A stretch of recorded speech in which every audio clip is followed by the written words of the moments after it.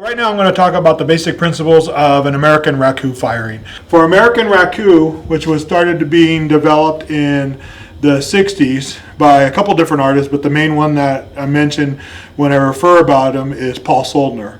And he read a book on Raku, which is originally a Japanese process, and he tried to reproduce it, but it became an American version because he was following written notes on how to fire. And when he went to Japan and saw Raku, he realized he should have thought about it being almost backwards, the way he was doing it. So the principle is, this is my kiln. The kiln outside has a burner on the side. And my pot is in here, heating up really, really fast. So usually about an hour for the first firing. And then after that, every 20 to 30 minutes, you can get another load through. And what I'm going to do with this piece, once it reaches about 1900 degrees, so a little bit hotter than our bisque temperature, I'm going to take it out of the kiln into a combustible chamber. Here we're going to have a garbage can that has newspaper wrapped around it for reduction. The piece is going to be introduced into the can. We're going to get fire and smoke, then I'm going to seal it. And this is going to be what's called localized reduction. It's going to reduce the surface. So the copper glazes in this reduction, the copper molecule has oxygen in it, that's why it's copper oxide. It is going to take the oxygen out of the copper molecule and change the color of the surface. So lots of oxygen, green, heavy reduction, we're going to get copper, like shiny copper pennies. And if we get the rainbow effect, it's what we're looking for. And we'll see what we get. So with this, about 20 to 30 minutes later, I can take it out and see the result. I'm also going to take another piece, and it has no glaze on it, and I'm going to put horsehair on it, and at about 1300 degrees, it's going to burn into the piece and leave black lines and marks, almost like a spider webbing. So that's another process I'm going to do. Another piece that I'm going to fire is a vase, and I'm going to spray it with a spray bottle and fracture the surface more, so we will get a crackle effect, but I'm going to shock it to make it crackle faster. Then I'm going to put it in the can. Wherever the glaze is fractured, the smoke is going to permeate into those cracks and make the black lines. And we'll see how the results of all these, either in the video, or we'll see the finished results where I'll just post images of the pieces. So that's our basics on Raku.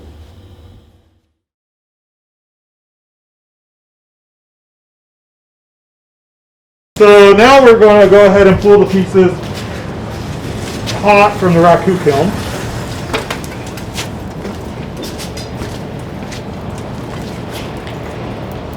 And we're going to put them into the reduction chamber.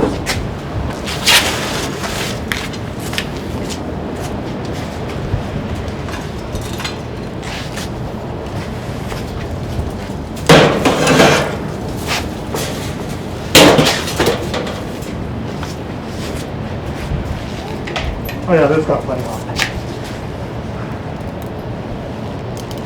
Here it goes. Here you.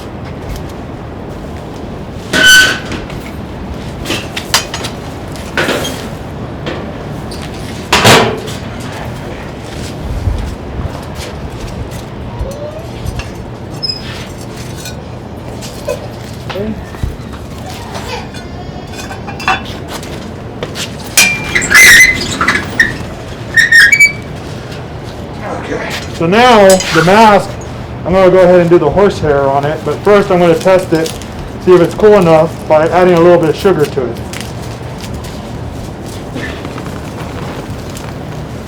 If the smoke disappears, it means it's too hot for horsehair.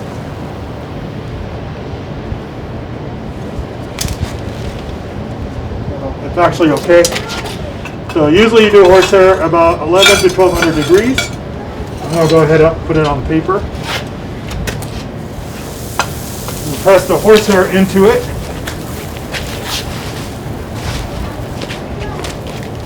And we'll go ahead and close it. We'll see how that turns out. The crackle piece we're going to open again to see if we can get a crackle to adhere into the smoke a little bit more. And sometimes if it doesn't reignite,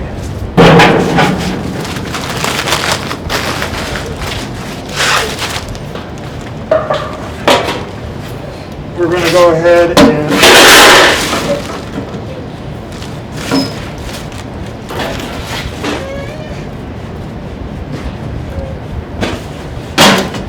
that's to help set the crackle effect of the clear glaze. I'm also going to go ahead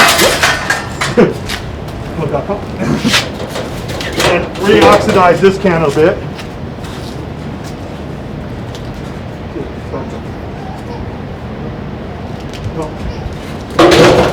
We'll see how that turns out. So that's it for Raku. These pieces are now done. About a half hour, we'll see how the results were.